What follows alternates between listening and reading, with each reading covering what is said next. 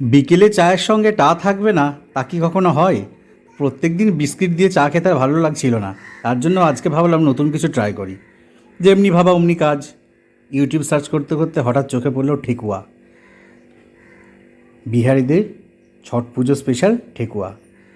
তো ঠেকুয়া বানিয়ে ফেললাম, গরম গরম চা, সেই সঙ্গে একদম কুড়কুড়ে মুচমুচে ঠেকুয়া।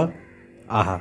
তো দেখুন কীভাবে ঠেকুয়া বানিয়েছি, পুরো ভিডিওটা ভালোভাবে চোখ রাখুন। ঠেকুয়া বানানোর জন্য আমি নিয়েছি একটা বড় কাপের 1 কাপ গমের আটা, নিয়েছি 1 কাপ চিনি, নারকেল কুড়ো ঠিক এরকমভাবে কুড়ে নেবেন, আর নিয়েছি মৌরি, আর এর মধ্যে গাওয়া ঘি দিয়ে ময়ান দেব।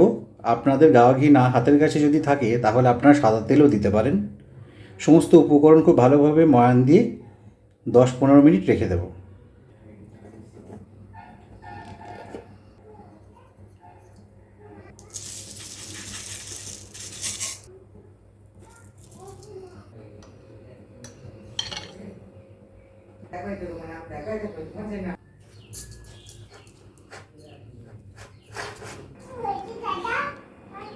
দেখুন খুব ভালোভাবে ময়ান দেওয়া হয়ে গেছে, দলা পাকিয়ে যাচ্ছে। এবার এর মধ্যে অল্প জল দিয়ে দেবো।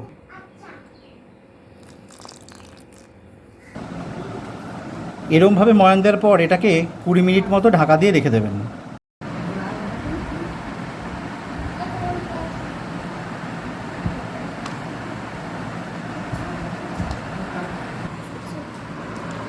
এইরকম আকারে গড়ে নিতে হবে। আর একটু সাজানো গোছানোর জন্য চামচ দিয়ে একটু দাগ দিয়ে নিলাম। এবার এগুলো তেলে আমরা ভেজে নেব। তেল গরম হয়েছে, এবার এগুলো সব একে একে তেলের মধ্যে ছেড়ে দিচ্ছে। এবার এটা মিডিয়াম আছে খুব ভালোভাবে ভেজে নেব। খুব ভালোভাবে ভাজা হয়ে গেছে, এই যে ঠেকুয়া তৈরি। এবার এটা চায়ের সঙ্গে গরম গরম পরিবেশন করলেই কেল্লা ফতে।